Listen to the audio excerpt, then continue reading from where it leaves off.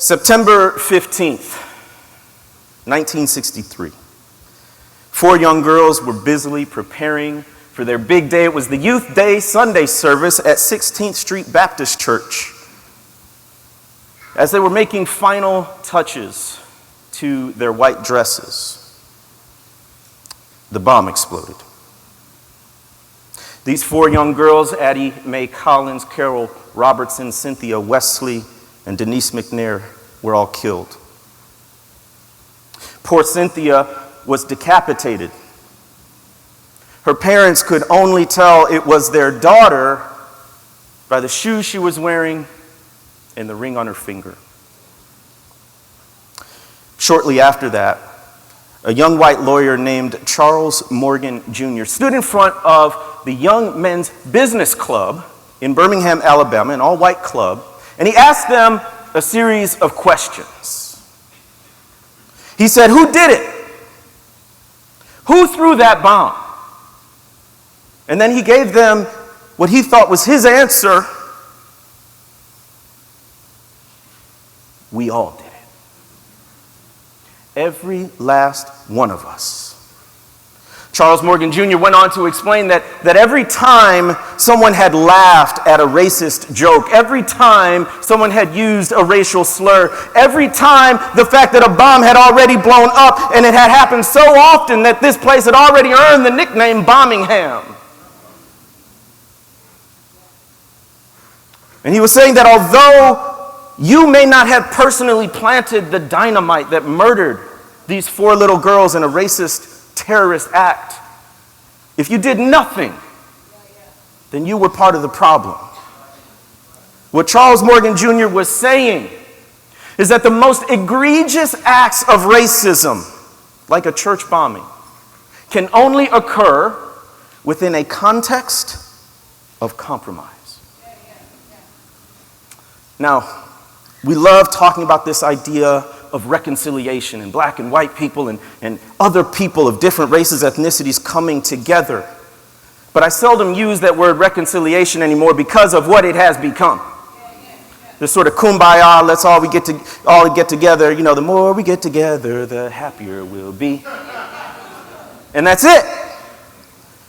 But if I do use reconciliation, I'm talking about this kind of robust biblical reconciliation. And there's some stuff we got to do before we get to that. There can be no reconciliation without repentance. There can be no repentance without confession. And there can be no confession without truth. The color of compromise is about telling the truth. The truth about the American church's complicity in racism. The truth that we'd rather turn away from. White folks because it implicates you. People of color because it's painful and re-traumatizing. But if we don't tell the truth, we can never get to reconciliation. We can never get to justice. So I've got a brief time with you this afternoon. And what I want to do is give you a few examples of complicity from U.S. history in what I think are the 3 main movements of the manifestations of racism. The era of slavery, the era of segregation or Jim Crow, and the era of racialization or institutionalized racism. Now, as we proceed, I want to make sure that we bear a couple of things in mind. 1, it didn't have to be this way. Historians always avoid the idea of passive voice. It's just good writing to use the active voice. But in history, if you use the passive voice, what you're saying is that these things just happened by themselves. Instead, they try to use the active voice. That means not decisions were made, but the Virginia Assembly made a decision. That means not a bomb blew up, but that a white supremacist terrorist planted a bomb. Now, that idea of agency implies responsibility, but it also implies choice. It doesn't have to be this way. And so throughout U.S. history, you see all of these occasions when Christians could have stood up against the racist status quo. They could have decided differently. It was not inevitable. And that should actually be empowering to us. You know why? Because it means that today we have a choice. Now we can make better decisions that will lead to racial justice. Secondly, bear in mind that racism never goes away, it just adapts. Racism never goes away, it adapts. Racism never goes away. See, if you think that racism is just using the N-word or putting signs over drinking fountains, then it's easy for you to believe that America no longer has a race problem, or at least not a very big one. But if you understand that since racism is sin, and sin ain't going nowhere completely till Jesus comes back, then you know that we still have racism, but it's going to look different in 2019 than it did in 1619. Racism adapts. Now let's get into it. Some of you may recognize this man. His name was Olaudah Equiano. He wrote a narrative of his life as an enslaved person. He was born in 1745. He was of the Igbo tribe. He and his sister were kidnapped and enslaved when he was 11 years old. He talks about the initial experience of being enslaved. See, this is my concern. We use that word slavery so much that I think we forget what it was about, what it was really like. So when he was first enslaved, he described the stench. He was on the coast, and the stench from the ship was so strong that it would still make him sick. When they got onto the ship, they did not have porta potties. They did not have these sanitary ways to dispose of things. What they had were big tubs where you did your business. So these big tubs were filled with urine and excrement. And he described a situation in which little kids on board, who were also being enslaved, they would often fall into these tubs of excrement and almost drown. Had to be fished out. Now, what you also need to understand is that people like Equiano, he became a Christian and he saw through the hypocrisy of folks who called themselves Christians but also owned human beings. And he said to them, "Oh, ye nominal Christians, might not an African ask you, learned you this from your God, who says unto you, do unto all men as you would men should do unto you. Did you learn this from God?" Now, you can't understand slavery unless you understand it's race-based chattel slavery. I think we get the race-based part. These are, by and large, people of African descent who are being enslaved. But do you understand the chattel aspect? Chattel means property, same as real estate, same as a plow, a cart, a horse. And according to the chattel principle, people became property. There's a quote by James W.C. Pennington, who was a minister and an abolitionist in the 1800s. He said this: "The being of slavery, its soul and its body, lives and moves in the chattel principle, the property principle, the bill of sale principle. So the cart whip, starvation, and nakedness are its inevitable consequences." You know, a lot of people say that slavery was America's original sin. Perhaps it's more accurate to say that slavery was America's original symptom. And America's original sin is greed. You see, at bottom, slavery is an exploitative economic system. In a capitalist society, your goal is to maximize profits and minimize loss. In any organization, if you've got a pie chart of your finances, the biggest slice of the pie goes to personnel, wages and benefits. So, the best way to cut costs is to not pay your laborers. And that's what happened for over 2 centuries with enslaved Africans. That's why you can't talk to me about racial justice unless you talk about reparations. You can't talk about over 2 centuries of enslavement without compensation, financial compensation, and then say you're for racial justice. But here's the complicity part. Just an example. There was a missionary named Francis Lejeune. He was with the Society for the Propagation of the Gospel. And in 1706 to 1717, he was placed in South Carolina. He didn't have much success evangelizing enslaved Africans or Native Americans, but on the few occasions when they did decide to convert, this is what he told to them upon their baptism. He said, "You declare in the presence of God and before this congregation that you do not ask for holy baptism out of any design to free yourself from the duty and obedience you owe to your master while you live." Listen at this. No design to free yourself from the duty and obedience you owe to your earthly master. He's not talking about God. So here's the thing that happened. All the way back in the early 1700s, you have this bifurcation of spiritual salvation on the one hand, totally separated from physical and material liberation on the other. Or to update it for you, you got to separate the gospel and social justice. You can't talk about the gospel and then bring in the fact that people are literally in chains. Those 2 things don't go together, is what these vows are saying. Oh, Jesus can have your soul, but we got your body. That's what was happening. Now remember, it didn't have to be this way. Early in the United States, in the history of the country, it could have gone another direction. This was not inevitable. People made deliberate choices to create a hierarchy based on race.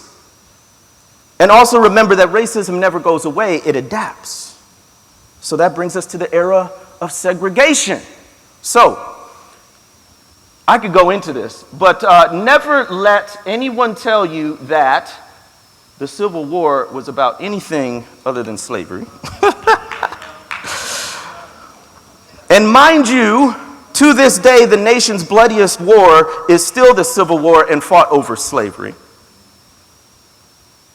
As Brian Stevenson says, the North won the Civil War, but the South won the narrative war. So emancipation became the law of the land, but that doesn't mean racism went anywhere, it just adapted. And what happened after the Civil War was the enshrinement of racial segregation in a tradition known as Jim Crow. Now, Jim Crow not only enshrined segregation, it enforced it through violence.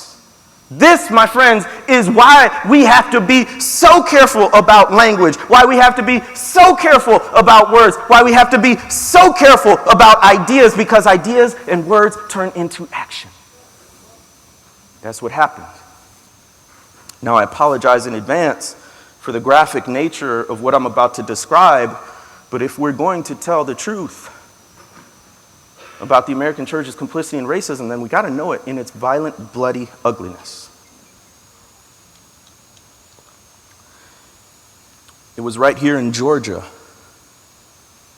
1918. Height of Jim Crow segregation. A woman named Mary Turner, her husband had been killed by a lynch mob. They weren't even after him. It was one of those things, they were after somebody else, but in their violent bloodlust, he got caught up in it. He was in the wrong place at the wrong time with the wrong skin color, and he was killed. And as any loving spouse would do, Mary was upset and she sought justice. She even had the audacity of being a woman, and a black woman at that, who then went to the magistrate and threatened to arrest the perpetrators, the men who had killed her husband. And for her boldness, she too became a victim of lynching. A white lynch mob caught up with Miss Turner, who had been on the run. And here's what happened, according to Walter White of the NAACP. I should mention at this point, Mary Turner was 8 months pregnant. The method by which Mrs. Mary Turner was put to death was so revolting and the details are so horrifying that it is with reluctance that the account is given. When the lynch mob caught up with Mary Turner, they tied her ankles and hung her upside down from a small oak tree. Then they doused her pregnant body with gasoline and oil. They struck a match and lit it, burning off her clothes. Then, while she was still alive, one man took a knife, the type commonly used for killing hogs, and cut open her womb. The premature child fell from Turner's midsection. And according to White's report, the infant, prematurely born, gave 2 feeble cries, and then its head was crushed by a member of the mob with his heel.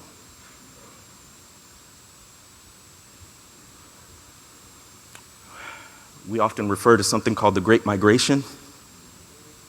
Black people leaving the South in droves. They were refugees from a terrorist state. And where was the church during such violence? Where was the church?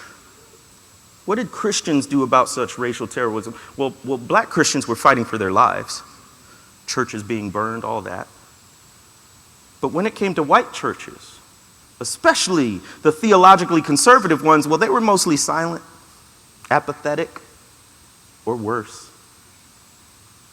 Let me tell you about the second coming of the KKK. There were 3 iterations, one right after the Civil War in 1866, the third in the 1950s and 60s with the Civil Rights Movement, and perhaps the most widespread one during the Jim Crow era in 1915, fresh off the heels of one of the most effective propaganda movies for white nationalism, called Birth of a Nation, the first one, 1915. A white man who happened to be a former Methodist circuit rider, a preacher, gathered a few of his buddies, right here again in Georgia, went to the top of Stone Mountain, Georgia, where they burned a cross in Scotch-Irish lore. They also built an altar. You know what they put on it? 2 objects. One, an American flag. The other, the Bible. Open to Romans chapter 12. Which among other things in that chapter says, be devoted to one another in love.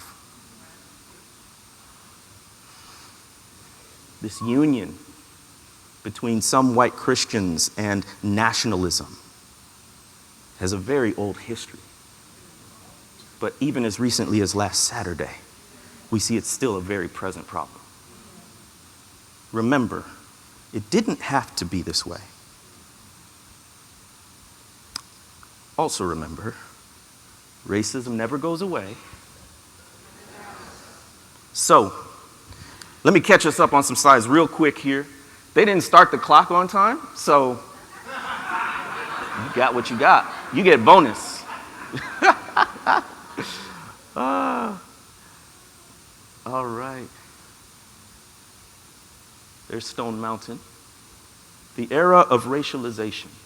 Now, took till 1954 and Brown versus Board of Education to begin to legally dismantle Jim Crow, which only meant you couldn't use the word black or white or race to discriminate against people. But again, that didn't stop the discrimination. It just went underground. So what happens now is what I call the era of a racialized society or racialization or institutionalized racism. This comes from a term used in the book Divided by Faith by Emerson and Smith, who describe a racialized society in which racism is increasingly covert. It's embedded in the normal operations of institutions. It avoids direct racial terminology, and it's invisible to many white people. That's why people deny it so much. They don't see it or refuse to. Now, how does racialization work? Let me give you just 3 statistics. Number 1, wealth is your total assets minus your debts. Typically, your biggest asset is a home that you own.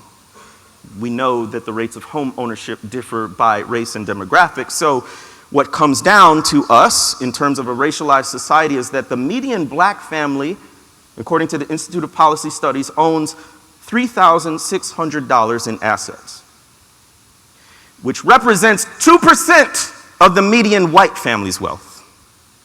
2%. When it comes to this crisis of mass incarcerations, 1 in 3 black males will go to prison compared with 1 in 17 white men. And this is a big punch in the gut. Black women are 3 to 4 times more likely to die in maternity-related deaths than white women. You want to talk about pro-life?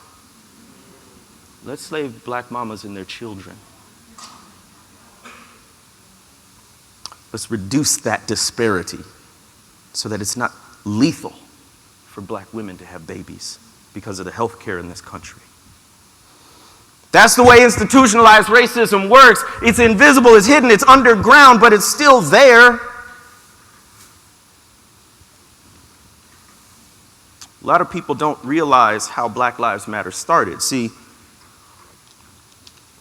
we got turned on to it in 2014 after Mike Brown's killing in Ferguson. That's when it became part of the national nomenclature, but it actually had a prehistory. See, back in 2012, there was a young man who wore a hoodie and was walking in the wrong neighborhood and again was the wrong skin color. His name was Trayvon Martin, and he was killed. And a lot of people said, not just in 2012, but throughout U.S. history, they say to black people, let the system work. Go through the proper channels, the courts and the laws and the policies. Do it by legal means, not this any means necessary, not this direct confrontation, even if it is nonviolent. That's what they said to King in the letter to a Birmingham jail. And so you know what? That's what black people did with Trayvon Martin. It wasn't until a year later, when his killer was acquitted on the Florida Stand Your Ground law, that people started this burgeoning movement. And so as soon as that verdict came out, one of the co-founders of Black Lives Matter, a woman named Alicia Garza, she got on and wrote what she called a love letter to black people. She wrote it on Facebook. And she said, black people, I love you. I love us. Our lives matter. And then her friend came on and said, Black lives matter.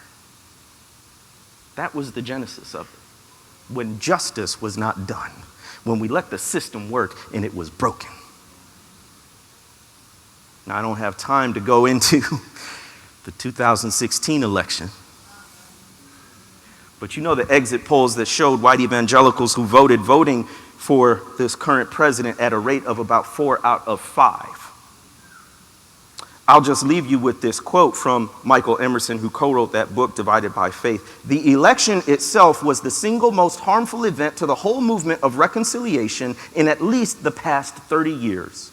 It's about to completely break apart. Now, you may think he's exaggerating, but I think he's probably closer to the truth than we'd like to admit.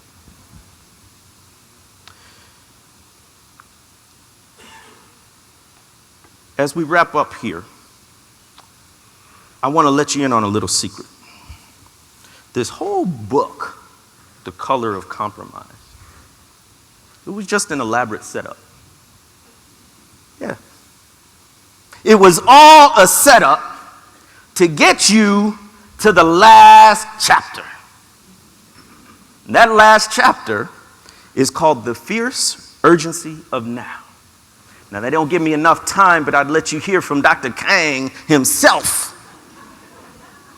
It was in the I Have a Dream speech that he uttered that phrase, the fierce urgency of now, and we like to remember the latter parts of that speech that talk about, not being judged by the color of one's skin, but by the content of one's character. But in the beginning of that speech, King was angry And he said, we come to this hallowed spot because of the fierce urgency of now. That America has a check to cash and it's delinquent. And too many centuries have passed, and so now is the time for action. And so I end that book with what I call the Arc of Racial Justice.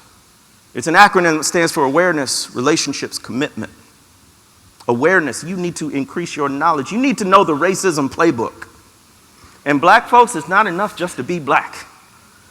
You have to study this thing because it's sneaky. I'll point you to documentaries, brothers and sisters. It's never been easier to build your awareness right now. This has been a history geek heaven these past 3 weeks. PBS has had 2 weeks of Reconstruction, directed by Henry Louis Gates Jr., and then right after that, some of y'all missed this, was called Boss, the history of black capitalism in the USA. Basically showing every time black folk got ahead, white supremacy pulled us back financially.